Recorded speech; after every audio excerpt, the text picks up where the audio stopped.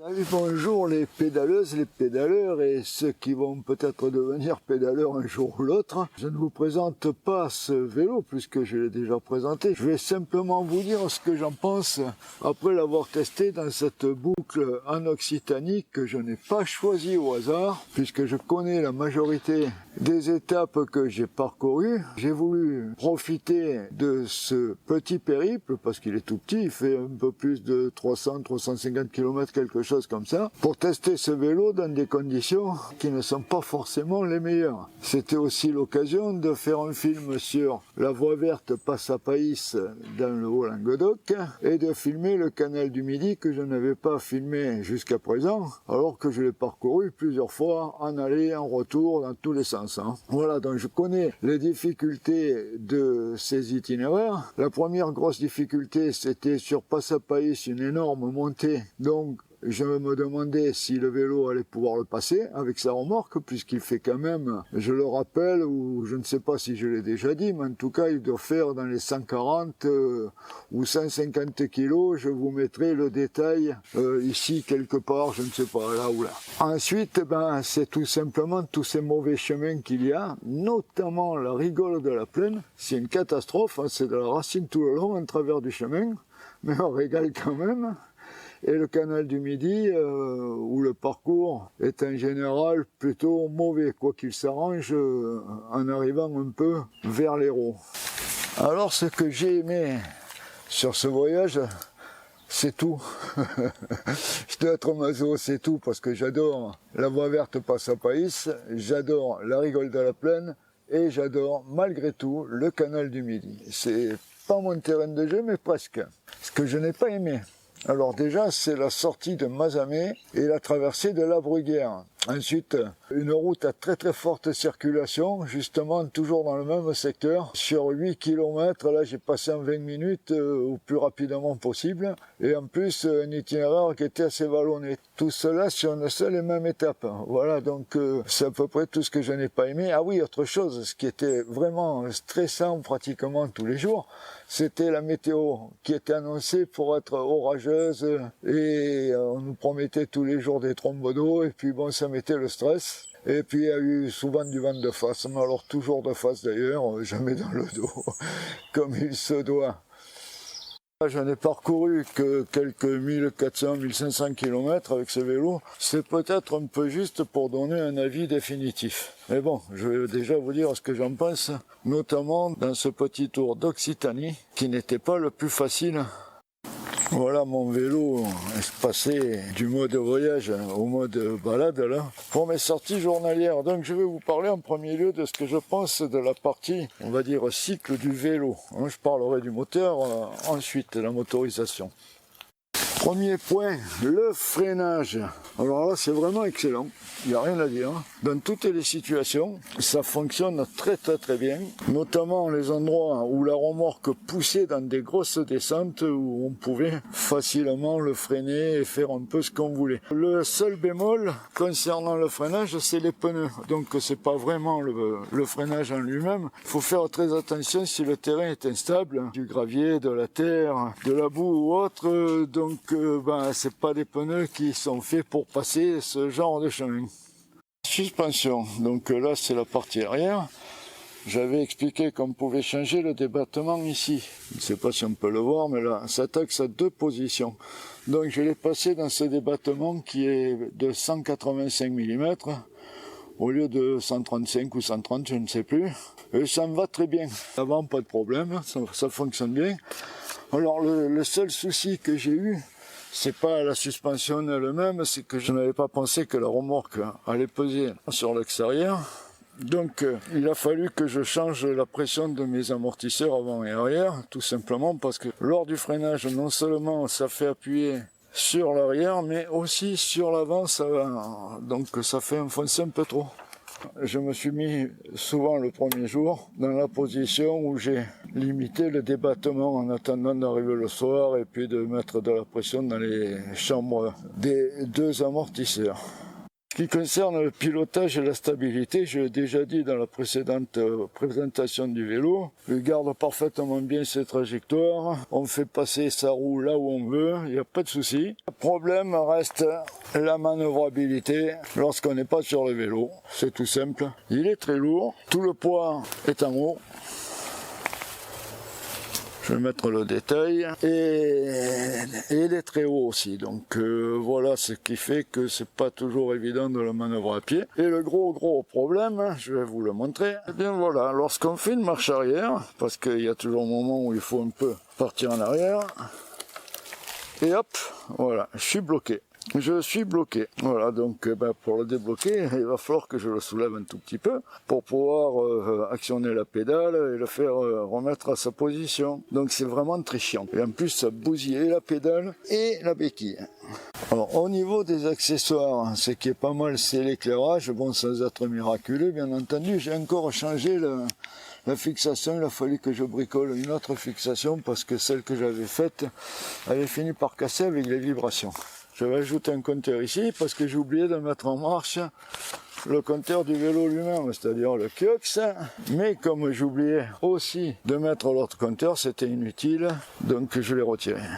Autre accessoire qui n'est pas là sur le vélo, donc vous pouvez voir quel ressort de guidon, c'est la caméra, la GoPro, ça n'a rien à voir avec le vélo, je vous l'accorde, mais je me suis rendu compte que ça stabilise beaucoup trop, on pourrait pratiquement descendre la tour Eiffel par les escaliers en vélo, on se croirait sur un tapis roulant. Donc je vais faire d'autres essais, mais bon, je ne sais pas ce que ça va donner. L'attelage pour la remorque, j'ai encore retrouvé un autre système d'axe pour la roue arrière, je ne l'ai pas encore testé avec la remorque, je l'ai monté mais pas encore testé.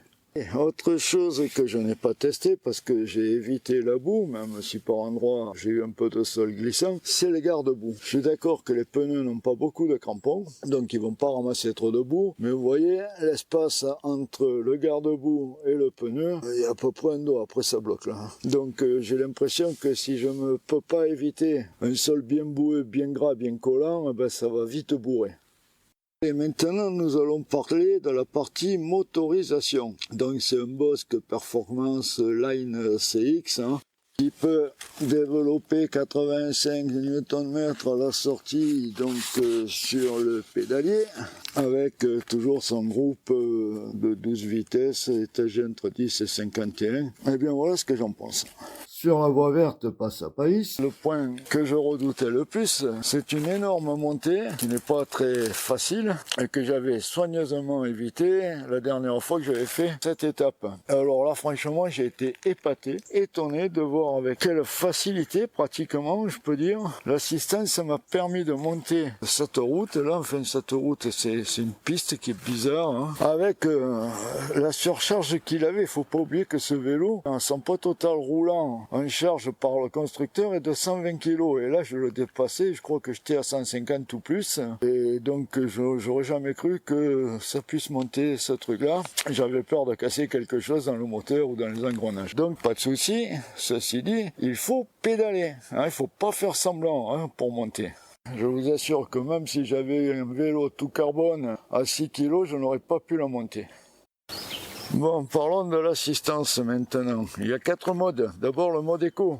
Alors c'est toujours pareil, je le trouve toujours un peu trop juste, surtout quand je suis chargé avec la remorque ou même sans la remorque, je trouve qu'il lui manquerait 5-10% de plus. Il consomme très peu de batterie et on sent quand même un peu mieux l'assistance si on monte un pignon ou deux en augmentant la cadence. Quand je dis monter un pignon ou deux, ça veut dire aller sur un plus gros pignon. Et c'est valable pour les autres modes aussi d'ailleurs, pas que pour le mode éco. Le mode tour, alors il a beaucoup plus de pêche, il permet de passer des itinéraires vallonné ou vraiment lutter contre un vent fort de face. Bon, je l'utilise aussi pour traverser vite fait une route ou un endroit dangereux de manière rapide.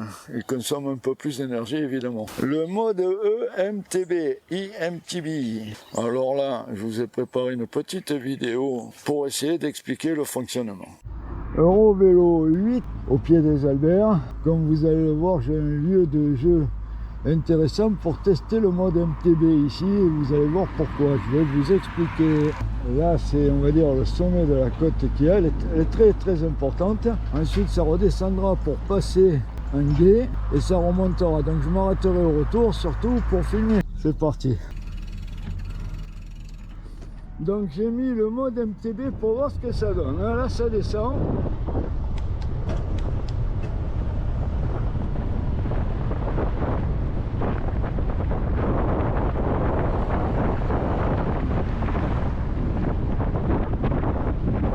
Petite montée. Là un bon faux plat.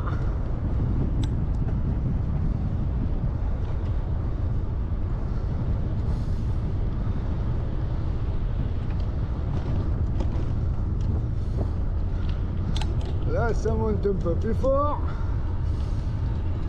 Et après il y aura la grosse montée. Et là je sens le moteur qui me donne. Voilà la grosse montée.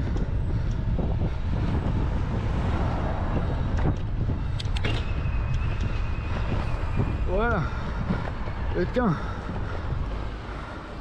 j'ai augmenté mon rythme de pédalage en changeant de pignon, vous avez peut-être entendu le moteur siffler. Donc ce mode est vraiment très intelligent. Je suis quand même essoufflé. Avoir fait 2 fois, aller et retour. Alors voilà, sur cette partie de l'Eurovelo 8, on va prendre une petite route sur laquelle il y a peu de circulation. De toute façon, les endroits protégés pour les véhicules sont pas mal faits. Voilà, alors donc, je refais l'expérience que j'ai faite il y a quelques jours. Je suis en mode tour. Si je passe au mode MTB, il n'y a aucune différence. Donc ça prouve quand même que ce capteur est assez intelligent. Parce que si vraiment c'est une puissance supérieure, je l'aurais ressenti. Là, je n'ai rien ressenti du tout. Je reviens au mode tour, il n'y a rien du tout. Voilà. Donc, IMTV, c'est pas mal. Donc il fonctionne comme les 3 autres modes avec le capteur de pression et le capteur de cadence sur les pédales, mais en plus il a un autre capteur qui est un capteur d'inclinaison dans le moteur, et lorsqu'il détecte que la pente est plus forte, ben, il donne un peu plus de puissance. Sinon c'est exactement la même puissance que le mode tour si on ne lui demande pas plus dans une grosse montée. Évidemment, c'est un gros consommateur d'énergie. Ensuite, il y a le mode turbo, que je crois que je n'ai jamais utilisé. Enfin, utilisé réellement, sinon pour faire quelques petits essais par-ci par-là. Alors lui, il bouffe la batterie vite fait. Du coup, ça m'amène à parler de l'autonomie. Pour moi, une chose qui est sûre, c'est que mon autonomie est importante. Avec les 625 Wh de la batterie, malgré même la surcharge de poids. Les voies peu ou pas roulantes, quelques le vent de face, et je n'utilise l'assistance que lorsque c'est vraiment nécessaire, donc sauf à traverser des montagnes, ce que je ne ferai pas c'est sûr, je suis assuré de parcourir au moins 100 km, au moins. Quel est mon avis sur ce vélo? Eh ben, ça n'a pas changé, hein, c'est ce que je me disais dans la présentation du Scott Axis dans une vidéo précédente, je ne sais pas, vous l'aurez, je pense par là. Et donc ça ne dément pas tout ce que je disais. J'ai même été surpris par le moteur, notamment dans cette montée là où, avec le surpoids qu'il y avait, il a grimpé, je dirais presque facilement. Mais quand même avec l'aide du pédaleur, n'est-ce pas? Donc c'est un vélo que j'ai parce que il y a ces problèmes, je préfère vraiment passer. Mais je vais finir par y prendre goût. Parce que c'est vrai que depuis que je l'ai, je m'aperçois que je fais beaucoup de lieux vallonnés que j'évitais particulièrement avant avec mon autre VTT. Et bon, c'est un plus, je conseille aux gens qui ont des problèmes de santé ou qui veulent se remettre au vélo ou autres, qui ont peu peur, de passer un VTT avec une assistance électrique. Bon, pas forcément celui-ci, hein. Je ne vais pas faire de la pub ni pour Scott, ni pour... peut-être pour Bosch quand même, parce que je pense que c'est vraiment... Le système est pas mal. Donc ce moteur Bosch, oui on dit Bosch finalement, pas Bosch, hein. Eh ben, il est vraiment très bien, hein. Franchement il est très bien, surtout avec son histoire de capteur à la pression. Faut pas oublier qu'avec un capteur à la pression, on peut démarrer dans une côte. Alors qu'à mon avis, si la côte est vraiment bonne, avec un capteur uniquement de pédalage, vous n'y arriverez pas. Ça donnera pas de puissance du tout. Sans compter le système IMTB qui va donner un peu plus de pêche. Donc très satisfait de ce moteur. Seule chose qui ne me convient pas, mais alors pas du tout. J'ai eu d'autres retours où effectivement les personnes ont eu la même remarque. C'est l'aide à la marche. C'est une catastrophe, ça ne sert à rien. Ça ne sert pas quand on en a vraiment besoin. Hein. J'ai fait quelques tests, vous allez voir les vidéos. Donc certains disent qu'il faut se mettre sur le plus petit pignon. Moi je veux bien, j'ai rien vu sur le site de Bosch ou Bosque à ce sujet, mais je vais le mettre sur le plus petit pignon. Voilà comment cela fonctionne. Ici, la commande à distance du moteur. Là, on ne le voit pas très bien, mais il y a un petit bouton là. Donc, j'appuie d'abord sur ce bouton.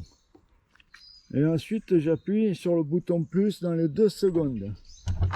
Alors, qu'est-ce qui se passe? Oh là, ça va beaucoup trop vite. Voilà. Je me mets comme d'habitude. C'est-à-dire sur un développement trop. Et je recommence. J'appuie sur le petit bouton qui est devant. Et ensuite sur le bouton plus. Bon, après ça marche, il n'y a pas de problème. Alors je vais faire un essai sur la montée. Ça tombe bien, j'ai très mal à la jambe aujourd'hui. J'appuie sur le bouton.